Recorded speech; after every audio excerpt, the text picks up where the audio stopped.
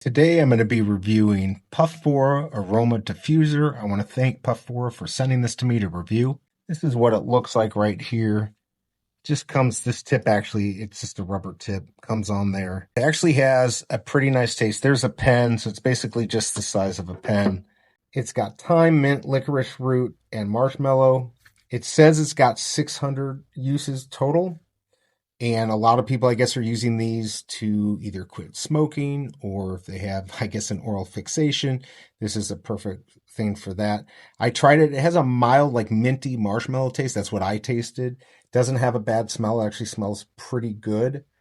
And these actually do pretty well on Amazon. Last month, October 2025, 1,000 of these were bought. I could see how, if you are a smoker, that this could be something that you could use instead of doing that. But of course, always check with your doctor. I hope this review helps, and I'll see you next time.